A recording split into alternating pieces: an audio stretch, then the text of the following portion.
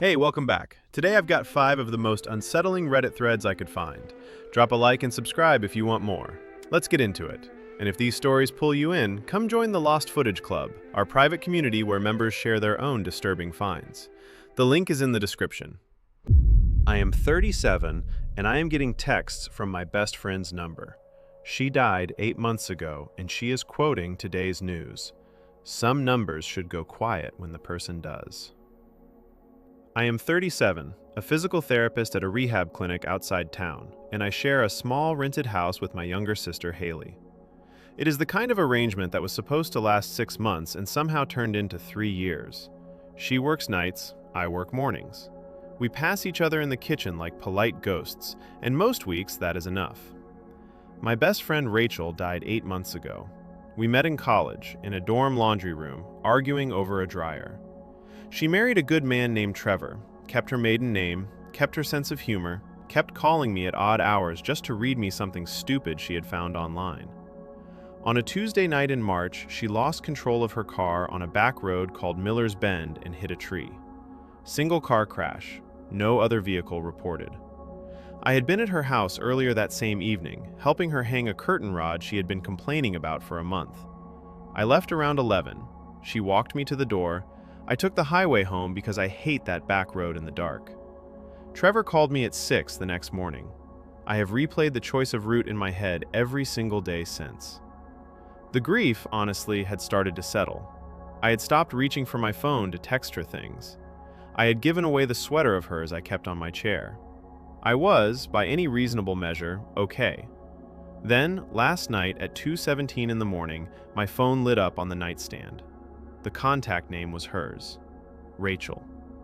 The message read, word for word, the lead from the Channel 4 11 o'clock broadcast. Crews recovered a vehicle from the embankment along Miller's Bend late this evening, the second car pulled from that curve this year. I had watched that broadcast. I remembered the anchor's exact pause before second car. There has not been a second car reported on Miller's Bend. Rachel was the only one. I have not moved. The phone is face up on the nightstand. The screen has gone dark twice, and I have woken it up twice to read the message again. Morning never quite explains what the dark insists on. I showed Haley at breakfast. She is 28 and runs on 3 hours of sleep and black coffee, and she has a way of squinting at a screen like it owes her money. She read the message twice, scrolled up to confirm the contact name, then put my phone face down on the counter like it might bite. Spoofing, she said. People do it. You can buy a number on a website for $9. It's her actual number, Haley. Saved contact. Same thread we've had since 2016. Then somebody recycled it. Or Trevor's drunk texting from her old phone. He kept it, right? I thought about that. Trevor had told me at the funeral that he could not bring himself to cancel the line. He paid the bill every month. He said it like a confession. I texted back, just one line. Who is this? I waited. Haley waited with me, leaning on the counter, the toaster ticking behind her. Nothing came. Nothing came that day, or the day after. By the third morning, I had almost convinced myself it was over. Then on Thursday, at 11:38 at night, 20 minutes after the late broadcast ended, the screen lit up again. Search teams located the missing hiker just east of Miller's Bend this evening, ending a 4-day search. I had been half watching that exact story from the couch. The anchor had said 4-day search. The text said 4-day search, word for word. I started a notebook, an actual paper one, because I did not trust anything with a battery anymore. I logged broadcast times against text times. Channel 4 at 11. Text at 11:38. Channel 7 at 6. Text at 6:22. Always within half an hour. Always headlines that touched that road. On Saturday, I drove out to Miller's Bend in full daylight. I told myself I just wanted to see it normal. I parked on the shoulder and walked the curve. The new guardrail the county had put in after Rachel ran the old one through was scraped clean across one section. A long, bright gouge in the galvanized metal, fresh enough that the edges still curled. The crash report on Rachel said her car went over the embankment on the inside of the turn. This gouge was on the outside. Wrong side, wrong angle, wrong everything. I stood there with my hand on the rail and tried to remember if I had locked my front door. The road had a story the report did not. It came for Haley on Monday night. She walked into my room holding her phone out at arm's length like a dead rat. The message was from Rachel's number. It read, "Tell him I still have the green sweater. It's in the closet at the cabin. Ladybug." Ladybug. That was what Rachel had called Haley since Haley was 16, after Haley threw up at a state fair on a ride called the Ladybug. 3 people in the world knew that nickname. Rachel, Haley, me.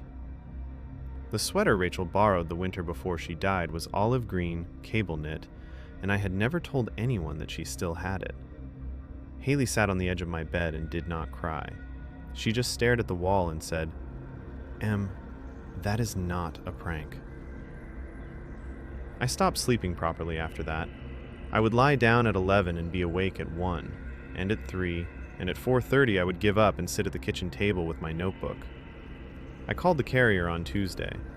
A polite woman explained that without being a listed account holder, she could tell me nothing, not even whether the number was active. I asked if I could speak to a supervisor. I got the same sentence with a deeper voice. I hung up and sat with my hand on the phone for a long time.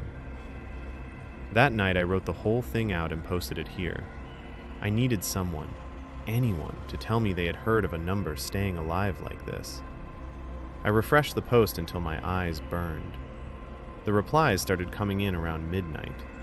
Then, at 1:52 in the morning, before I had even finished reading the comments, the screen flashed once. "You took the wrong way home that night, Em. You were supposed to be with me." I read it standing up in the dark kitchen. The refrigerator hummed. Haley's bedroom door was closed down the hall. I did not put the phone down this time.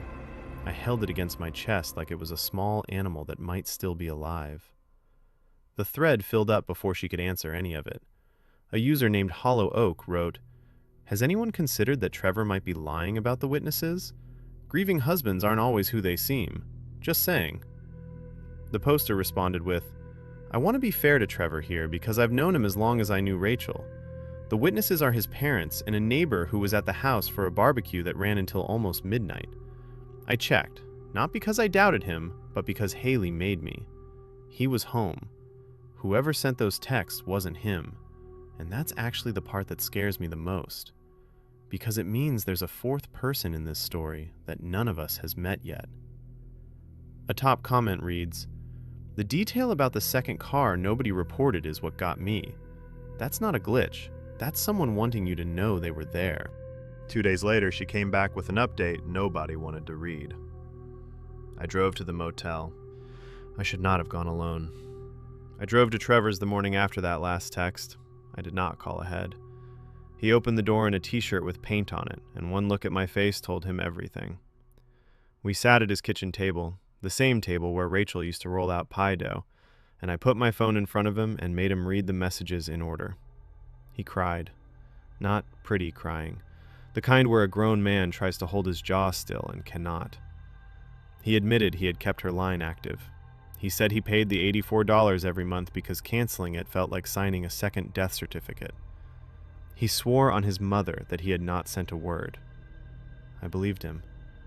I have known Trevor for 11 years, and I have never seen him lie, even when it would have been kinder to. He logged into the carrier account on his laptop and pulled the records. Every single outgoing message in the last 3 weeks pinged a tower 40 miles north of us, off the highway near a town called Brant. I knew the town. Rachel and I had stayed at a motel there on a road trip our junior year of college, a place called the Pinecrest, room 14. The heater rattled all night, and we laughed until we could not breathe. I have never told another human being about that motel. Not Trevor, not Haley, nobody. We checked the timestamps against his calendar. Every send time, Trevor was somewhere with people. A job site, his parents' anniversary dinner, a physical therapy appointment for his own bad shoulder, witnessed by a receptionist and signed for. He is not the person on the other end of this. I told Haley tonight that I am driving up to the Pinecrest tomorrow after work. She begged me. She used the word begged. She said, "Take me with you. Take Trevor. Take the police. Take anyone." I said no to all of it.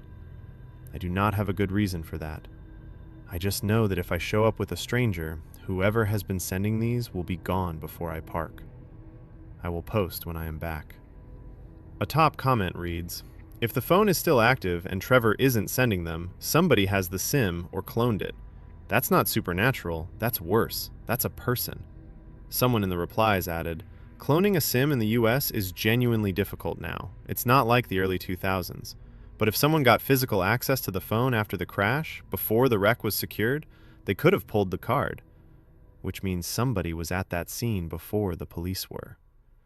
A user named Fern in October wrote, "Please update, and please don't go to that motel. I know you're going to want to. Don't." She wrote the last entry from a hospital bed. I got to the Pinecrest a little before dusk. The lot was half empty. The sign still buzzed. I had told myself the whole drive up that I would sit in the car and watch first, but the moment I parked, I was already walking. Room 14 is at the end of the row, around a small turn, partly hidden by an ice machine. The door was not locked. It was not even fully closed. It rested against the frame the way a door does when someone has gone in ahead of you and meant for you to follow. I pushed it open with 2 fingers. The room was the same brown bedspread, the same rattling heater under the window. On the bed, in the middle of the spread, was Rachel's phone, screen up, plugged into a charger that ran to an outlet behind the nightstand. The screen was lit, our text thread open, my own name at the top. I did not see the person until they were already moving. They came from the bathroom doorway on my left. I caught a sleeve, a hand, the impression of a face I almost knew, and then everything on the left side of my head went white and loud, and then nothing. I want to be careful here, because the police are still working and my lawyer has asked me not to say certain names. What I can say is this. Rachel's car did not lose control on its own that night on Miller's Bend. There was someone in the passenger seat. That person walked away from the crash and took her phone with them. They have been keeping track of me ever since, and I think the texts were never meant to scare me. I think they were meant to bring me to a place where no one would hear. A trucker pulled in for gas across the lot and saw the door open and called it in. That is the only reason I am writing this. I lost the hearing in my left ear. I do not drive after dark anymore. Haley moved her bedroom across the hall from mine and sleeps with the door cracked. Trevor calls every other night, and we do not talk about Rachel. We talk about his shoulder, the weather, a recipe. The text stopped the night I was found. There has not been one since. I still have her number saved in my contacts. I tried deleting it once and put it back in within an hour. The not hearing from her is somehow worse than the hearing from her was. I do not know what to do with that. A top comment reads, "PT here too. The hypervigilance you're describing about the road, I had that after my brother died. But this isn't that. This is real, and you need to stop driving alone." On to the next one. The metro announcer keeps calling out my seat number, and I'm the only one who hears it. Some routines feel like safety, until they start naming you. I'm 25, I restore paintings at the City Museum, and I live in a basement studio with my younger sister Jessica. The studio is half apartment, half workshop. There's a vent above the kitchenette that hums when the upstairs neighbor runs his shower, and that's basically our weather report. My shift ends late. By the time I've sealed the varnish jars and washed my hands twice, it's almost midnight, and I catch the last train home. Same line, same direction, almost always the same carriage. Carriage 4. Seat 22, on the left, facing forward, by the window. I didn't pick it on purpose the first time. Now I'd feel weird sitting anywhere else. The carriage is usually almost empty. A cleaner with headphones, a guy asleep against the pole, sometimes nobody. And the announcer, you know the one. That calm, recorded woman who tells you to mind the gap, to hold the handrail, to report unattended bags. Her voice is the most consistent thing in my life. I could mouth along to every station. About a month ago, on a Tuesday, I was in my seat with a tote bag of paperwork on my lap. The doors were about to close. The chime played, that little 3-note thing, and her voice came on for the usual closing doors notice. And then, in exactly the same tone, without a pause, she said, "Passenger in carriage 4, seat 22, please do not get off at your usual stop tonight." My head snapped up so fast my neck cracked. I looked around the carriage. The cleaner kept wiping. The sleeping guy kept sleeping. A woman 2 rows ahead was scrolling her phone, didn't even glance up. The voice rolled straight back into the standard line about the next station, like nothing had happened. I sat there with my hands flat on my thighs, waiting for someone, anyone, to react. Nobody did. The doors closed, the train pulled out of the station, and I didn't move. I gave myself the whole walk home to explain it away. I'd worked a double on a tricky landscape that afternoon. My eyes were shot from solvent fumes. The carriage speakers are old and sometimes catch radio. People mishear things at midnight. That's a known fact. I didn't tell Jessica. She has an anxiety thing, and she already hates that I come home so late. I just kissed the top of her head, said the train was quiet, and went to bed. The next night, I picked a different seat on purpose. Carriage 4 still, but a forward bench near the doors, seat 36. I sat down feeling stupid, like I was testing a haunted house. Between 2 stops, when the recording usually says nothing at all, her voice came on softly.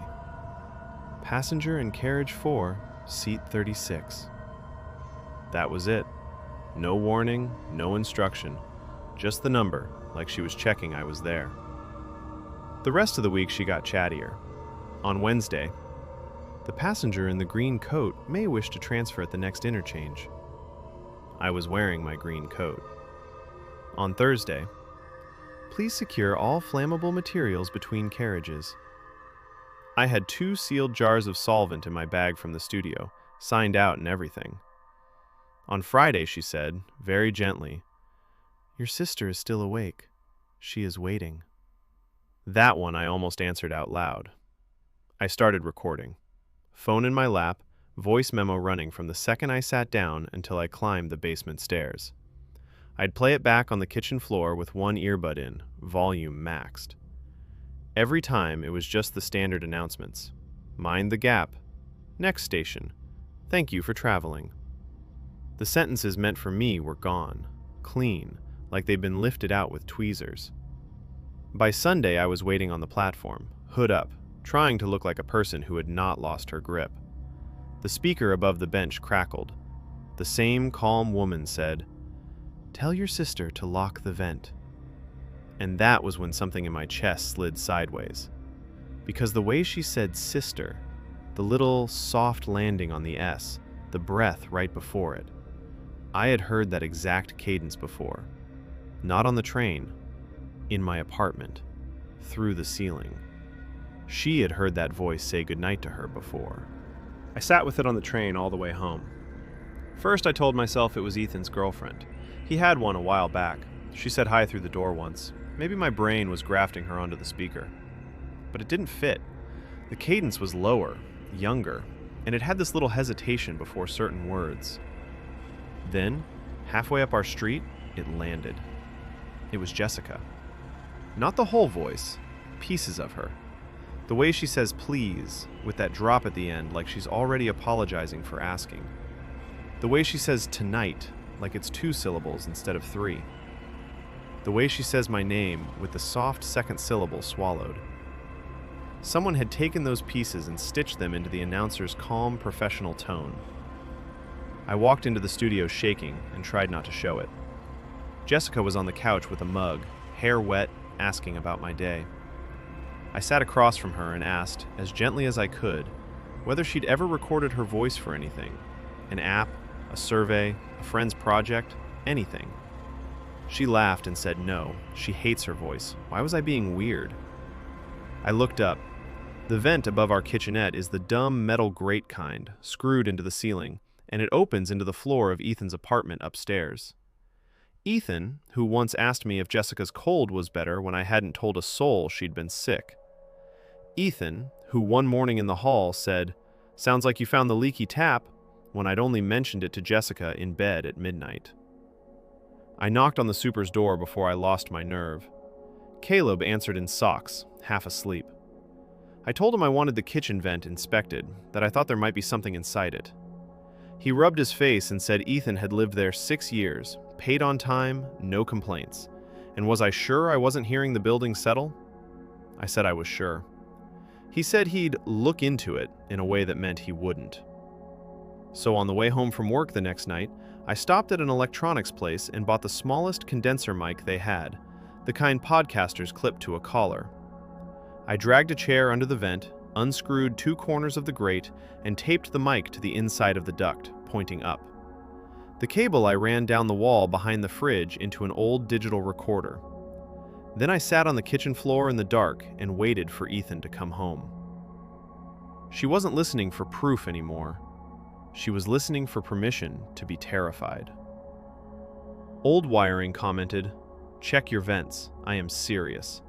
Basement units share ductwork with the floor above, and sound carries in ways people do not realize until they hear themselves played back." Someone in the replies added, "You were right, and I wish you hadn't been." When the officers pulled the grate off the kitchen vent, there was a small, foam-wrapped lavalier taped to the inside of the duct, wired up into Ethan's floor. He had been recording us for at least 11 months. I had to sit down on the floor of my own kitchen. Throwaway Vellum commented, "The voice being warm, like a flight attendant, is so much scarier than if it had been threatening. Whoever built this wanted you calm." 5 days later, she came back to the thread with a new title in a steadier hand. What the police found in Ethan's apartment. I owe everyone here an update because a lot of you sent messages and I read every one. The vent mic worked. Over 4 nights, I caught Ethan upstairs talking to someone on the phone, low and pleased with himself, using words like the new pack and the maintenance shift and she sat in 22 again. At one point, he laughed and said, "She's getting jumpy, give her something soft tonight." I waited until morning, walked into the transit police office before my shift, and put the recorder on the desk. They moved faster than I expected. 2 days later, they had a warrant for Ethan's unit and for a night maintenance worker on my metro line. I was at the museum when my phone started buzzing. Caleb let them in. What they found in Ethan's apartment, in the order an officer listed it to me, a directional microphone threaded down through his floor into our vent. Not a hobby toy, a real one, foam-wrapped, wired into a small interface on his desk. 11 months of recordings by the timestamps, all sorted into folders. Almost all of them labeled with my sister's name. Not mine, hers. Folders called Sleep, Kitchen, On the Phone with Mom, Singing, Crying. Subfolders inside those. He had isolated single words from her, please, tonight, my name, and stacked them like vocabulary cards. He had been selling these, in batches he called packs, to the maintenance worker. That man had access to the platform announcement system on the late line. He was the one splicing Jessica's syllables into the recorded announcer's voice and triggering them on my carriage only, on my seat, because Ethan had told him exactly where I sat. It wasn't a stalking campaign aimed at me. It was a game between the two of them, with Jessica as the material and me as the audience. The whole point was that I would hear my little sister's voice come out of a public speaker and not be able to do anything about it. The warnings about my coat, the solvent, the stop, those weren't warnings. They were the two of them showing each other how close they could get. I came home from the station that afternoon, and Jessica was at the kitchen table, doing nothing, just sitting. Caleb had told her enough. I sat down on the floor under the vent because my legs wouldn't hold me, and I could not look up at it. I still cannot. Ethan is in custody. The other one, too. I have not been back on that train. Someone in the replies added, "Ethan bringing down soup the day after you cried in the kitchen is the part I cannot stop thinking about." He was listening in real time. A user named Transit Nerd wrote, "How is Jessica doing?" genuinely asking. The labeled folders are going to be the part she has to learn she wasn't crazy about. Please get her someone good to talk to. Final update because a lot of you asked, and then I am closing this thread. Ethan, took a plea. 7 years. The Metro worker fought his charges and got more, somewhere over a decade between the surveillance counts and what he did with the audio after Ethan handed it over. I sat in the courtroom for one afternoon of it and then I didn't go back. I didn't need to watch him explain himself. I had already heard his version, played back to me at midnight, every night, for a month. We don't live in the basement anymore. Caleb actually helped us break the lease, which I will give him credit for. He couldn't look at me when he handed over the paperwork. We are in a third-floor walk-up now, on the other side of the river. Every vent in the new place is in a wall I can see from the couch. I checked them with a flashlight before we unpacked a single box. Jessica watched me do it and didn't say anything, just handed me the screwdriver when I needed it. She's okay. She is not okay, but she is okay in the way people learn to be. She won't ride the train. She takes the bus, or she walks, or she just doesn't go. The thing that gets her, and I hate this for her, is any woman's voice over any speaker. Grocery store, pharmacy, the little chime before a bus stop announcement. She freezes for a second, and then her shoulders drop, and then she keeps walking like nothing happened. I pretend not to notice because pretending is what she's asked me to do.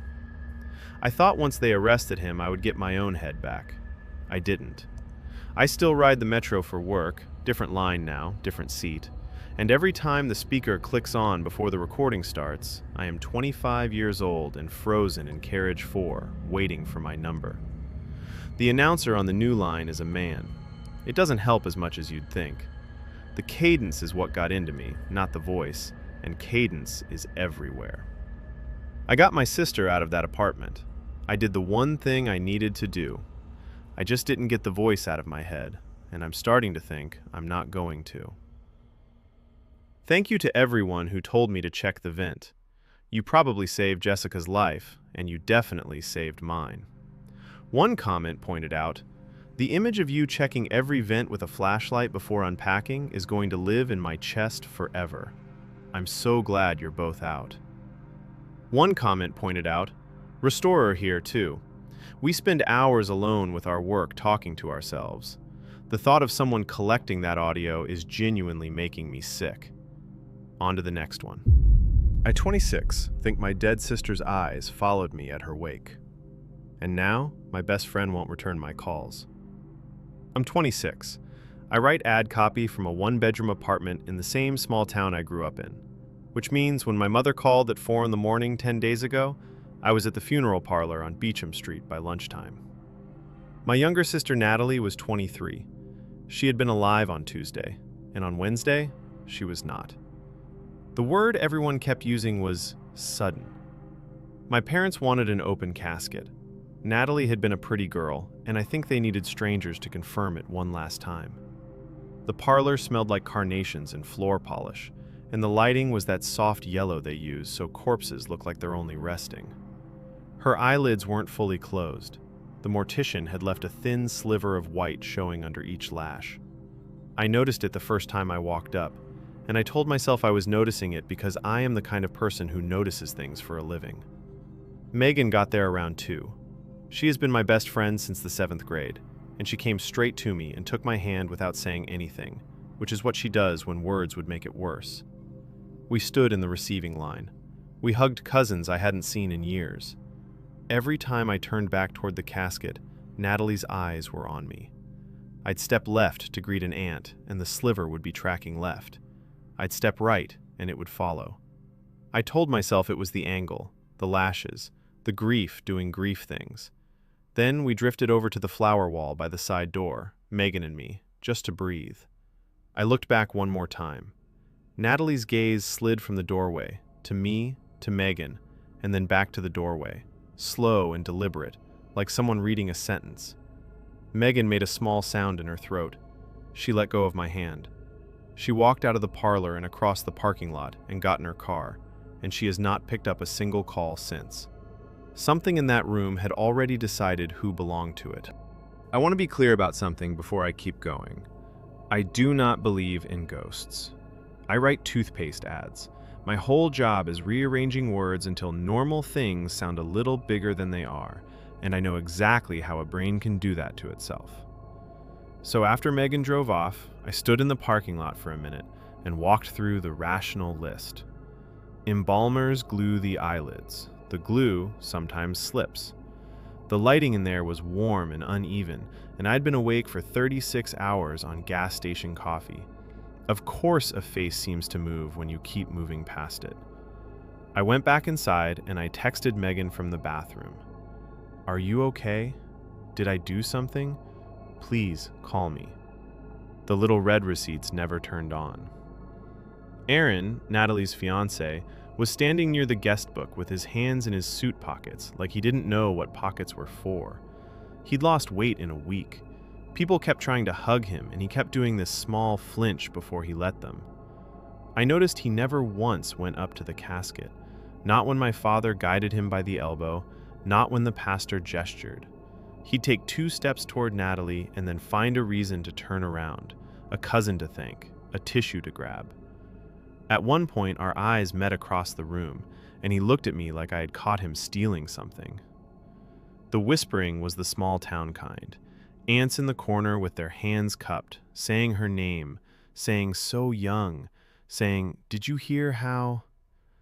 I kept drifting back to the casket because I couldn't stop, and every time Natalie's eyes were on me. Not on my mother kneeling at the rail, not on the pastor, on me. I caught Megan in the lot as she was unlocking her car. I said her name twice before she turned around. She kept her eyes on the asphalt between us. I asked her what she saw. She said, very quietly, "I can't be here with you right now, Vanessa." Then she got in and shut the door and pulled out of the lot so fast the gravel skipped. I drove back to my apartment that night and slept with the hallway light on. I dreamed about Natalie's head, tilted just slightly to one side, the way it had been in the casket. In the dream, her neck made a small, wet sound when she turned it to look at me. The angle of that head would matter later, more than anything else in the room. It's been 6 days since the burial. Megan hasn't said a single word to me. I have called 4 times. I have sent maybe a dozen texts that get progressively less dignified. Nothing reads, nothing answers. I drove past her house on Tuesday and her car was in the driveway with the engine warm. I keep going back over the last month before Natalie died. Things I didn't think were things at the time. Megan was at Natalie and Aaron's apartment a lot. Like, a lot. Helping Natalie pick bridesmaid dresses, she said. Helping Aaron plan a surprise for Natalie's birthday, she said. The 3 of them went to a lake cabin in early October, and Natalie came back sunburned and quiet and wouldn't really talk about it. I asked her once if everything was okay with Aaron, and she said yeah, in the voice she used when we were kids and she'd broken something of mine and was trying to decide whether to tell me.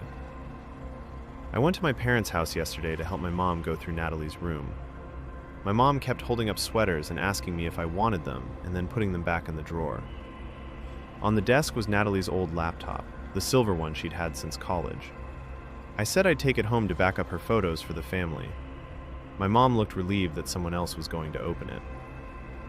There is one more thing. The story we got is that Natalie collapsed in her bathroom from a sudden cardiac event, and Aaron found her and called 911. The EMT who responded is a guy I went to high school with.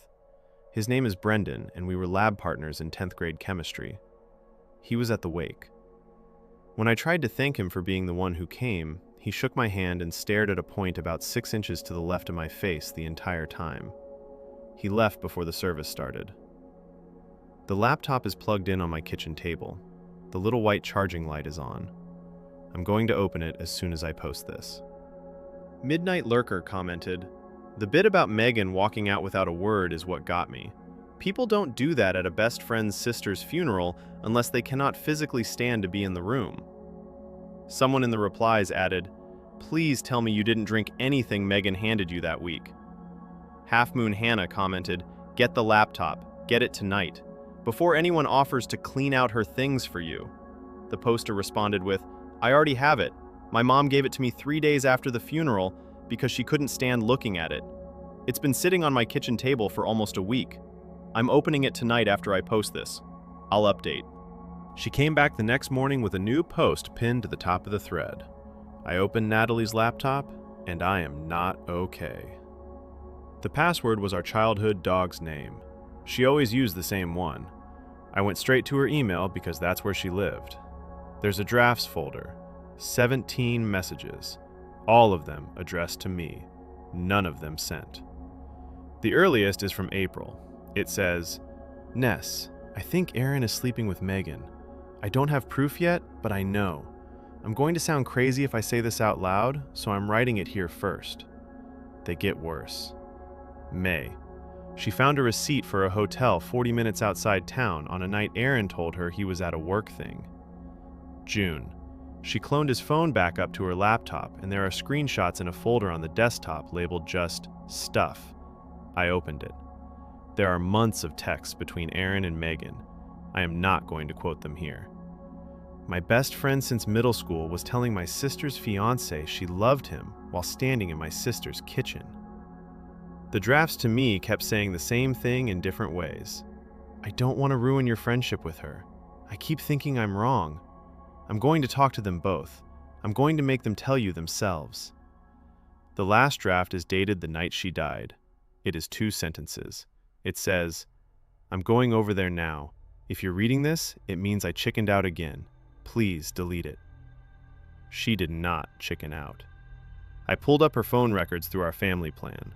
The last incoming text to Natalie's phone was from Megan at 9:41 that night. Natalie had screenshotted it and saved it to her desktop, which is something you only do when you're scared. It says, just come over, we'll talk. Please don't do anything stupid. Aaron found her in her own bathroom at 11:17. He says he came home from a drink with a coworker. The coworker has not, as far as I can tell, been named. I don't think my sister died of a cardiac event. I don't think she died alone. And I think the reason Megan couldn't look at the casket is that she already knew exactly what angle Natalie's head was supposed to be at, because she's the one who put her there. I'm calling a detective in the morning. Someone in the replies added, bodies do sometimes look like they're tracking you. It's the way the eyelids settle and the lighting in those parlors. But the timing with Megan leaving is not a coincidence I'd want to sit with. One comment pointed out, the detail about Aaron not crying at the wake is buried in your post, and I cannot stop thinking about it. Someone in the replies added, he didn't cry because he already had a week to get it out of his system before anyone else knew. That's what that looks like. I've seen it twice in my own family. I keep coming back to her head. In the casket, Natalie's head was tilted very slightly to her left, chin angled down, like she had nodded off mid-sentence and just hadn't woken up yet. My mom commented on it at the wake. She said it didn't look natural, that the man at the parlor had tried to straighten it and the muscles wouldn't fully give. He apologized for it. He said sometimes when a body lies a certain way for long enough before it's found, the neck sets and you can only do so much. Long enough before it's found. Aaron told us he came home at 11:17. He told us he found her right away and called within minutes. But you don't get that kind of set in a neck in minutes. You get it in hours. You get it in someone lying on a cold tile floor while 2 people sit in another room and decide what to do. And at some point, one of them moves her, props her up a little, turns her face toward the doorway so it looks like she was reaching for help. That is the angle she was buried in. That is the angle that found me every time I crossed the room. Her eyes weren't following me. Her face was pointed at the doorway because that's where Megan and Aaron had been standing when they finally picked up the phone. And every time I walked past that line of sight, I walked through where they had been. I wasn't being watched by my sister. I was standing in the spot the people who killed her had stood in, over and over again, and she was still pointed at it. A detective with the county took my call yesterday morning. He'd already heard about the laptop because my dad got there first. Aaron stopped answering his door 2 days ago.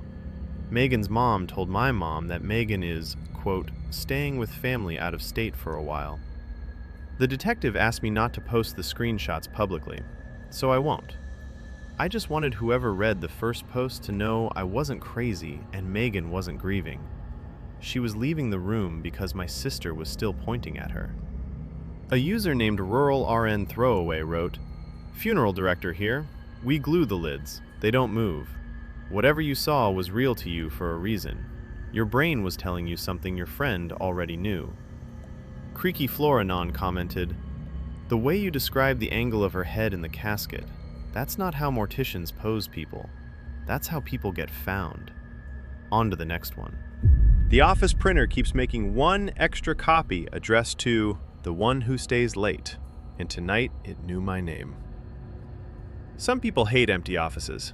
Garrett wasn't one of them, at least not until 3 weeks ago. I'm 36, a data analyst, and I work late almost every night on the 12th floor of a building that empties out by 6:30. I live alone in a condo with my dog, a senior beagle named Murphy, who's mostly deaf and entirely fine with my schedule. The quiet floor suits me. I like the hum of the HVAC, the blue glow of monitors no one's watching, the way the shared printer in the alcove behind my desk ticks to itself like an old refrigerator. The only other person who sometimes drifts past after hours is Chloe from marketing, and even she's usually gone by 8. About 3 weeks ago, the printer started doing something weird. Every job I sent, it would push out one extra page after the legitimate stack, blank looking at first glance. I almost recycled the first one without checking. Then I noticed there was a line of text at the very bottom in the same font as my quarterly report cover sheet. It said, "Thank you for staying, the one who stays late." I actually laughed, out loud, in an empty office like an idiot. Classic Chloe, I thought. She'd done a fake Employee of the Month certificate for me back in spring, taped it to my monitor with googly eyes on it. This felt like her brand of humor. I folded the page up, stuck it in my drawer, told myself I'd give her grief about it in the morning. The next night I walked in around 7.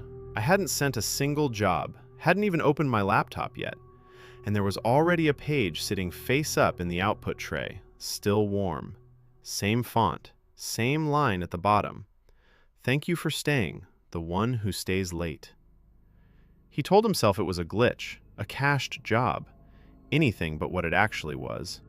By the end of week 1, the pages stopped feeling like a joke. I want to be clear about the order this happened in because the timing matters. Monday of week 2, I ran a routine poll for the finance team, and the bonus page came out with a new line. "Hope the turkey club was worth it. Booth 4 is yours, isn't it?" I sit in booth 4 at the deli on the ground floor. Always the same booth, the one tucked behind the soda fridge where you can't see me from the street. I had eaten a turkey club for lunch that day. I had not posted about it, not texted anyone about it, not paid with anything but cash. Tuesday. You badged in at 7:41 this morning. You're getting later. I checked my badge history on the building portal. 7:41 on the dot. Wednesday, I asked Chloe straight out. I caught her at the kitchenette and just said, "Hey, is this you? Because if it is, no hard feelings, but I need it to stop." She looked at me like I'd grown a second head. Then I showed her the deli line and she went pale. Actually pale. She said, "Garrett, I haven't even been on this floor past 6 in 2 weeks. I've been doing the trade show thing in the West building." I believed her. You can fake a lot of things, but you can't fake the specific kind of quiet she got. Thursday, I looped in my team lead, Amber. Amber's the type who manages stress by making it funny. She read the pages, snorted, said something about how every old office has one haunted printer and ours had finally activated. Then she actually looked at me and said, "This is creepy though. Send it to facilities. Maybe IT. Don't just sit on it." That night, I didn't send it to anyone yet. I opened the print server admin panel myself because this is literally what I do for a living. Pull logs, find patterns, make the data confess. Every extra page was queued under my own account. Username, employee ID, everything. The source machine column, the one that should list which workstation submitted the job, was blank. Not unknown, not a hostname I didn't recognize. Empty. Like the field had never been populated. I stayed until 11, then midnight. Friday, I stayed until 1 in the morning, with the lights motion-killed around me so the whole floor went dark in slow rectangles. I sat in the dark with my monitor dimmed, watching the printer. It didn't move. I sent one test job at 12:40. The legitimate page came out. Then, 40 seconds later, the extra one. "You should have gone home an hour ago. You were humming again." I had been humming, an old song my mother used to play. I hadn't realized I was doing it until I read the line. Whoever it was wasn't in the building. They were closer than that. Then it stopped being about the office. The dog's name came out on a Monday. I printed a single page, a meeting agenda.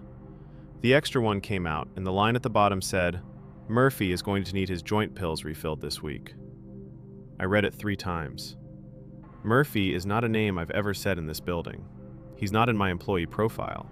I have no photo of him on my desk. I don't post about my dog online, ever. The pill thing was true. He'd run out Friday. Tuesday's page was a floor plan, not a drawing, a sentence. "The window over your couch is the one facing the street. The blinds are crooked on the left side." Both true. I sat at my desk for about a minute, not moving. Then I called Claire, the IT contractor we use after hours. I told her everything in one rush. She remoted into the print server while I stayed on the line.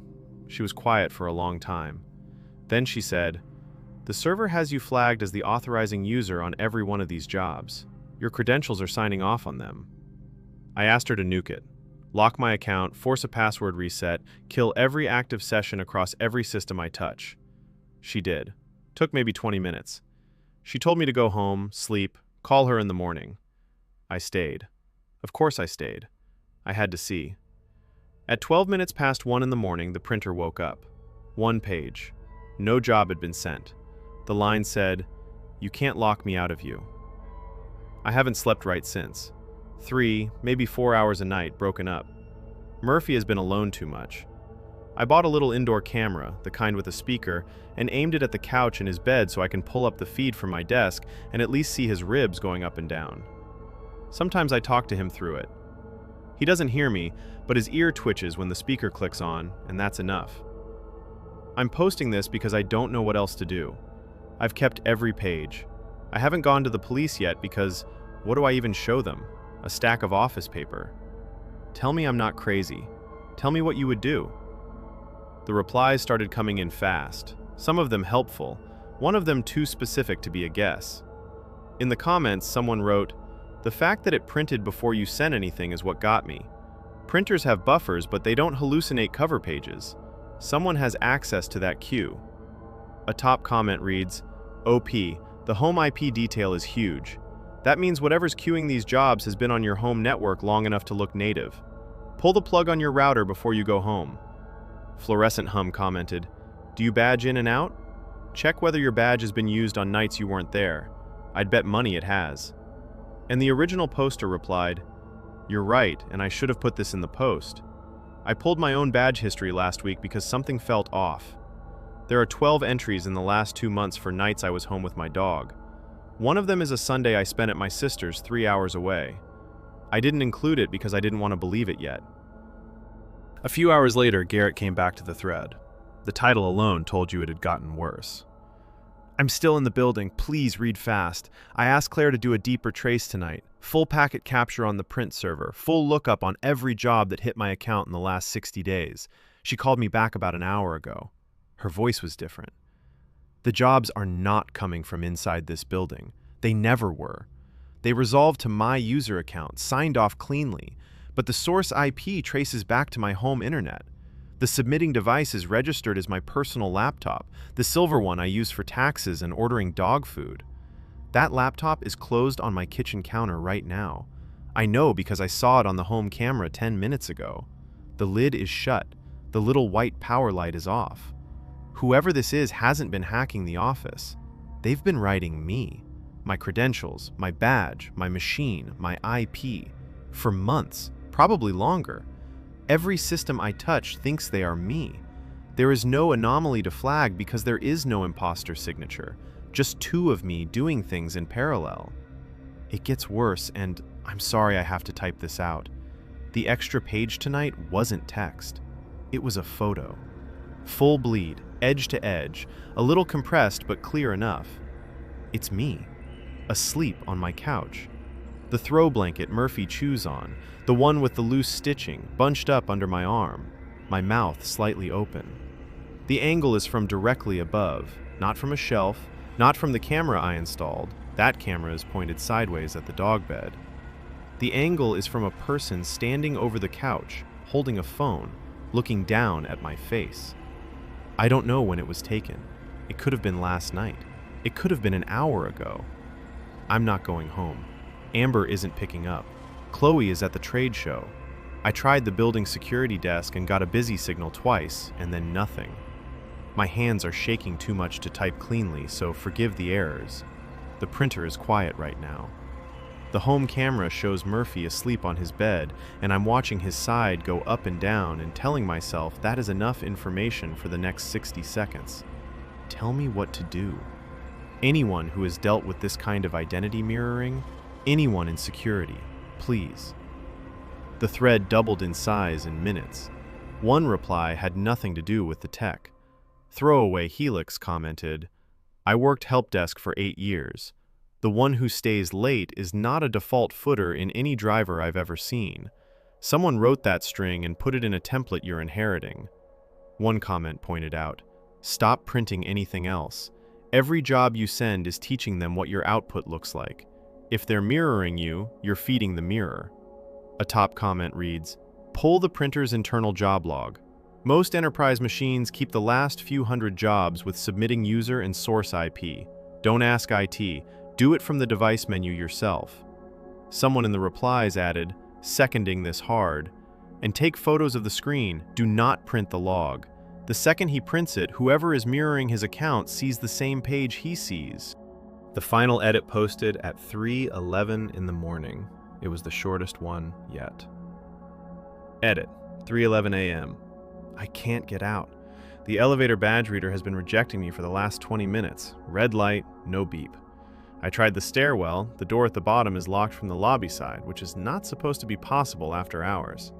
The security desk phone rings and rings. There is no one at the camera monitor when I wave at the corner one. The printer started warming up about 90 seconds ago. The little green LED is going. There is a job in the queue that I did not send. The job size is large, not a single page this time. The progress bar on the device screen says page 1 of 9. I have the home camera feed open on my phone. The couch is empty. Murphy is not in his bed. Murphy is not in the frame at all. I have been pressing the speaker button and calling his name for 4 straight minutes. Murphy! Murph! Buddy, come here! Nothing. He's old and he's deaf, but the speaker is loud enough that he always at least lifts his head. He always at least lifts his head. I just heard the lobby elevator chime down the hall. I did not call an elevator. No one badged up to this floor tonight except me. The printer rollers are turning. Paper is starting to feed. The post never got another edit. One comment pointed out, please tell me you took your dog to a friend's place. The photo on the couch is the part I can't get past. Control-Alt-Regret commented, the escalation from thanks for staying to your legal name to a photo of you asleep is not random. That's someone pacing themselves. They want you to feel each step. On to the next one. I just remembered the man at the schoolyard fence, and my old classmate confirmed he was real. Some memories wait 20 years to introduce themselves properly. I'm 24. I work nights as a pediatric nurse, and I live in a rooftop flat in the East End with my roommate, Brooke. That's the whole resume. I'm not a dramatic person. I drink too much coffee, I sleep in patches, and the most exciting thing in my apartment is a basil plant that refuses to die. I'm telling you that because what I'm about to say sounds unhinged, and I need you to know I'm the most boring narrator you've ever met. There's a memory I've carried since I was about 4 years old. At my primary school, there was a chain-link fence around the yard, and during recess, a tall man in a long, dark coat used to stand on the other side of it. Same fence post every time. He never called out, never waved. He just watched me. Specifically, me. I'd be on the swings or sitting on the curb peeling a clementine, and I could feel his eyes the whole time. I never told the teacher. I never told my mother. The only person I ever mentioned him to was my younger sister Grace, when she was maybe 9 and I was 12, and she laughed and said I'd watched too much TV. After that, I packaged it away as a thing my little kid brain invented, a made-up boogeyman. Childhood does that. You stitch a stranger out of a shadow on the playground, and you carry him around for 20 years like a folded note in a coat pocket. 2 nights ago, the hospital threw a fundraiser at one of those rented riverside venues with strung-up lights and lukewarm wine. I almost didn't go. I'd worked a double and my feet hurt, and Brooke had to physically push me out the door in a borrowed dress. That's where I ran into Logan, old classmate from that exact primary school. Hadn't seen him in 20 years. He recognized me before I recognized him. We did the usual catch-up. He's an architect now, lives across town, 2 cats. And somewhere into the second glass of wine, I got nostalgic and stupid, and I said it out loud, almost as a joke. Hey, weird question. Do you remember a tall guy who used to stand at the fence and stare at us at recess? Or did I make him up? Logan put his glass down on the table, carefully, like it might tip. The color went out of his face in stages, forehead first, then his mouth. He looked at me for a long time without blinking. Then he leaned in, very quiet, and said, "Sophie, I thought you were dead. He told me you were dead." And just like that, the folded note in her pocket was someone else's handwriting. I pulled Logan out to the smoking patio by the sleeve. He let me. He was shaking by the time we got past the heat lamps. And I don't mean a polite tremor, I mean both hands when he tried to hold the railing. I asked him to describe the man. I didn't give him any details first. I wanted to hear it from him cold. He said long, dark coat, almost to the ankle. Wrong for the weather, always. Tall. Thin in a way that looked stretched. Never spoke to any other kid, never walked along the fence, never moved from the same post on the south side near the maple tree. He said the man always stood with his hands at his sides, not in his pockets. That detail wrecked me, because I had forgotten it until he said it, and then it was just there, fully colored in. Then he told me something I hadn't known. He and another kid, Marcus I think, tried to point the man out to other classmates once.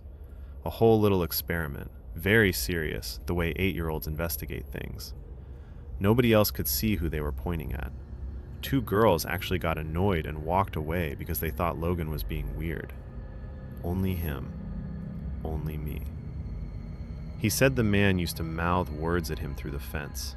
Never out loud, just lips. Very slow, very deliberate, so a child could read them. Usually nothing scary. Things like good, or she's safe, or go back inside. Logan said he thought of it almost like a strange uncle for a while.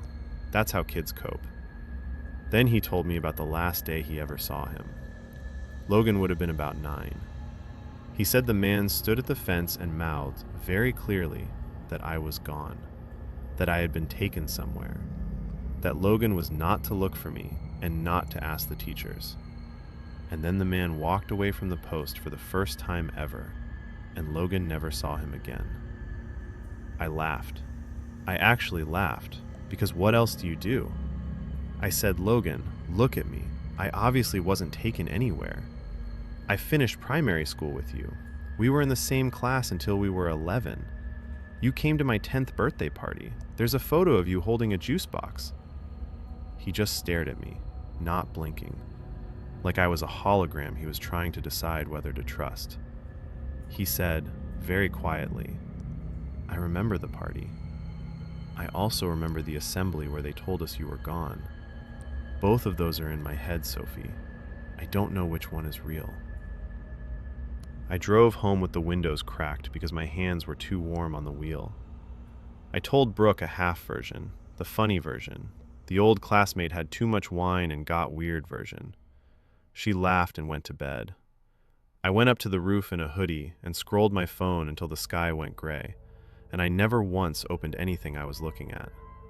2 childhoods, same girl, and only one of them could be hers. I gave myself 1 day to pretend it was nothing.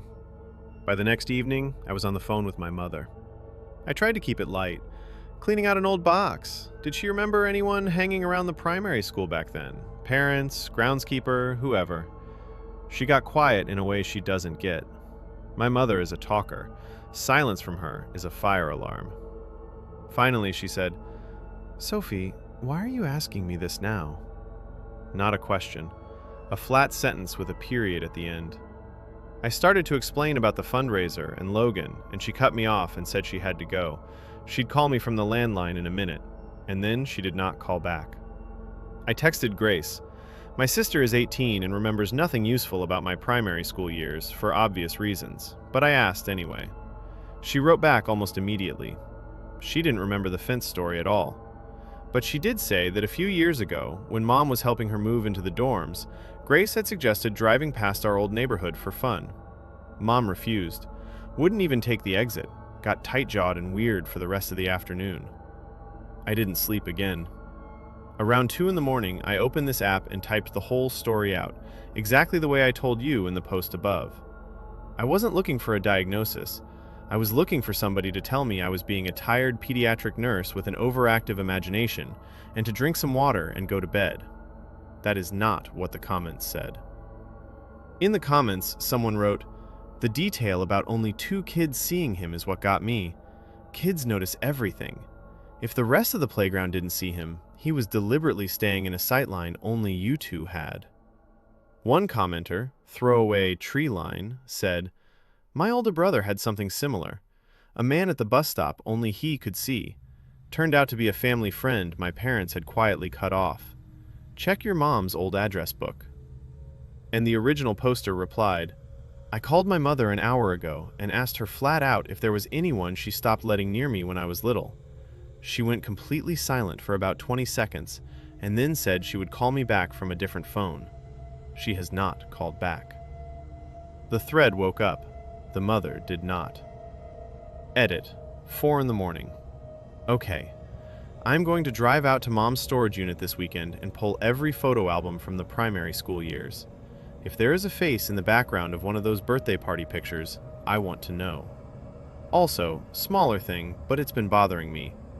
Logan has not answered a single text since the fundraiser. He read the first 2. The rest sit on delivered.